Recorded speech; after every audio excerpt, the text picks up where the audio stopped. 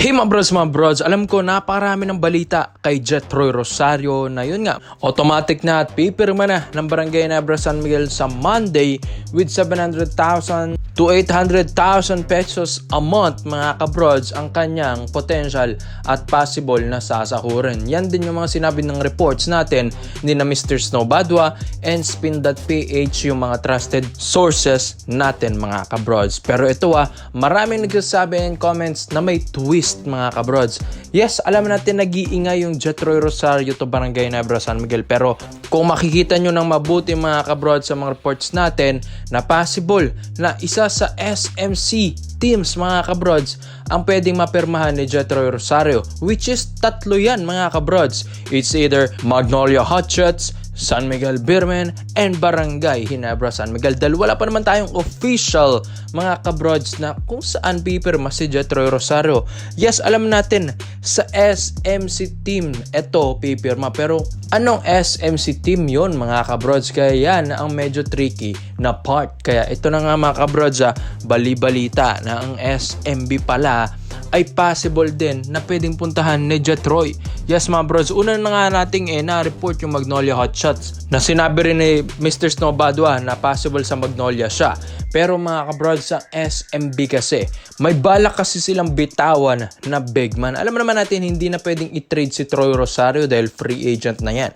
Pero yun nga, yung pag-trade nila sa isang big man na sinasabi nilang si Mo Tautua daw mga kabrods, ay yun yung mag-open ng slot para makapunta. Ito pong si Troy Rosario sa SMB dahil pag binawasan mo ng isang player, may isang babalik or may isang pupuntang player sa iyong kupunan. Dahil syempre, free na yung one slot dyan. Kaya ito pong si Troy Rosario, yung gustong kunin pala ng SMB mga kabrods dahil may mga balita rin at reports tayo na ang Ginebra, kapag hindi nga nila natuloy yung Jethroy Rosario sa kanila, ang kukunin ng Ginebra mga kabrods next season. And guess what?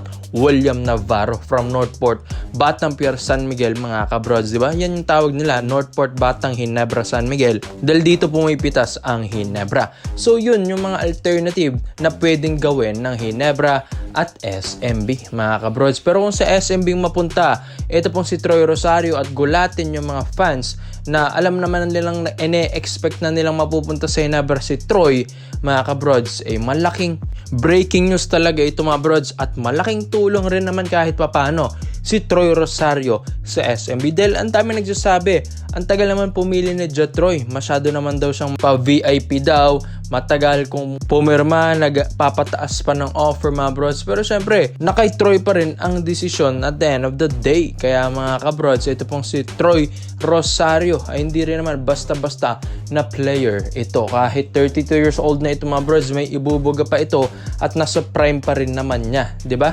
Kaya respect na rin kay Troy Rosario at siya ang nagtitrending ngayon mga brods dito sa PBA na kung saan kupunan ito mapupunta. Sa SMB mga kabrods, malaking tulong ito.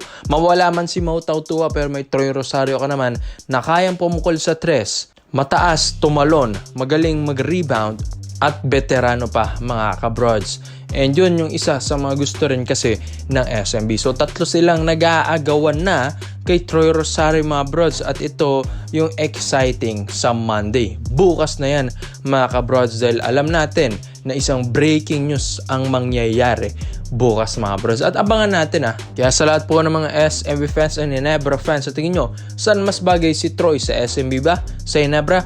O sa Magnolia? Kaya komenta mo na po nyo dyan mga bros at isa natin yan.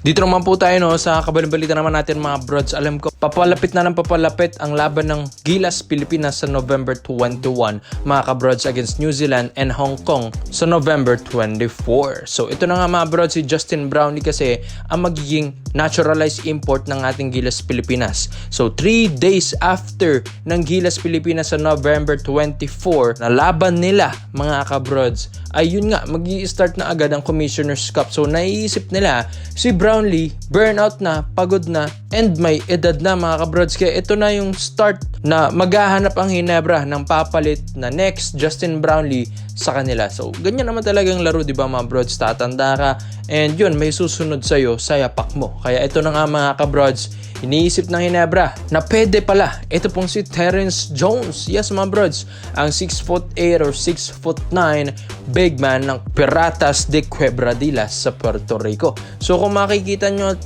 search nyo sa Wikipedia na ito po ni Mr. Terrence Jones, wala siyang kasalukuyang kupunan mga kabrods this 2024. Kaya mga brods pwede itong kunin ng Ginebra. At isa pa dito, ito pong si Jones ay 32 years old pa lang din naman, nasa prime niya pa rin ito mga brods. Kayang-kaya pa niya na lumaro dito sa PBA. Kung matatandaan, dating import to ng TNT Tropang Giga. At ano nangyari mga brods? Talagang pinahirapan ni Terrence Jones yung mga bawat imports dito sa atin sa PBA. Kaya ito, nakitaan ng potential doon ng Ginebra si Terrence Jones na why not kunin nila ito in the future. Kaya ito na nga, gusto nilang kunin ito para maging isang next Justin Brownlee ng Ginebra. Alam naman natin iba yung Brownlee, pero it's time na rin kasi mga brods na palitan at pagpahingahin din naman nila si Brownlee kahit maski isang season lang sa Commissioner's Cup mga brods. At ang lalaki nga ng mga kinukuha na ngayon ng mga ibang kuponan, di ba? Dahil wala tayong import height limit. Kaya tapos itong Ginebra ay alam natin gutom na gutom itong bumawi next season after silang matalo ng TNT Tropang Giga last season sa Governor's Cup, di ba mga kabrods? Kaya ito pong si Terrence Jones, malaking tulong ito mga brods. May drive, may height, ang laki na ito. Too big, too strong. Ito pong si Terrence Jones. Tapos may laro pa sa ilalim. May handles din mga brods.